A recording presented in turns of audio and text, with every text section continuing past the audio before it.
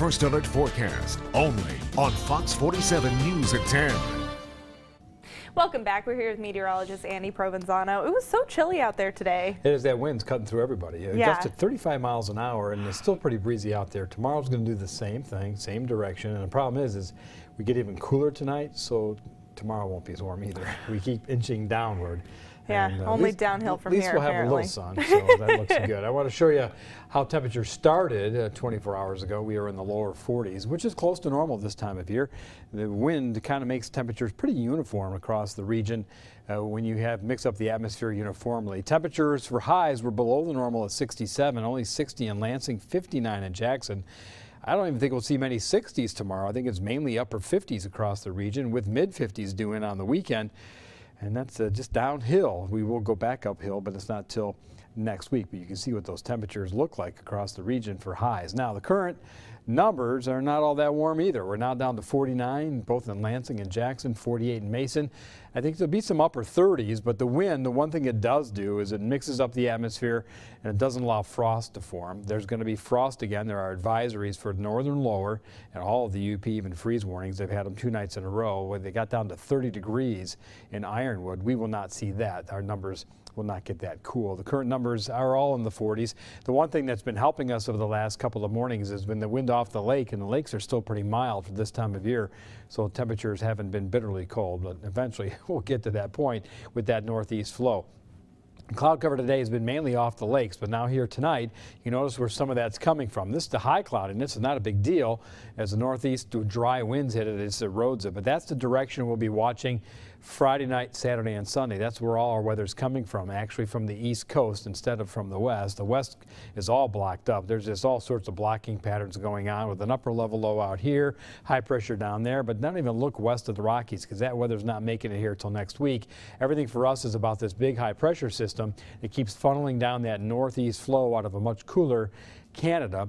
On the east coast, there's all sorts of stuff going on. We have an upper level low here, very wet conditions over the last several days on the east coast, and they're going to get more soaking rains, especially from North Carolina southward, and it has nothing to do with the Hurricane Joaquin, who's down to the south, category 430 miles an hour. That's going to track northward over the next couple of days, not reaching offshore of the U.S. till Monday afternoon. It's going to be way out there, so most of the area on the east coast is going to have to deal with showers and clouds. The really gusty winds will tend to fade as the system is going to be torn apart fairly fast, but it does mean more moisture, and our bigger problem is some of that's going to back up our direction. Not the hurricane moisture, this upper level low spinning here with counterclockwise winds. There's your hurricane way out in the Atlantic to start things off. But this is enough, and with the wind direction out of this direction, we'll bring the clouds back and the showers. So when you look at the forecast model, again, it's mostly clear tonight and mostly sunny for the daytime tomorrow. Most of the cloud cover can't come into this dry air mass, just keeps drying up. But that's a different story on Saturday.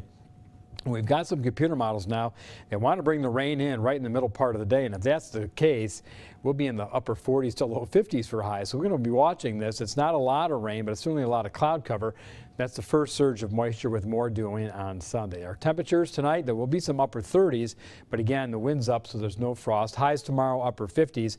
We'll cool back down again as we go into the lower 40s at night. But I stop it at 8 o'clock because when the parade is wrapping up or if your high school football game is ending, it's going to be in the mid 40s wherever we are with a breeze. Temperatures on Saturday, this model says only 50 degrees because of the rain.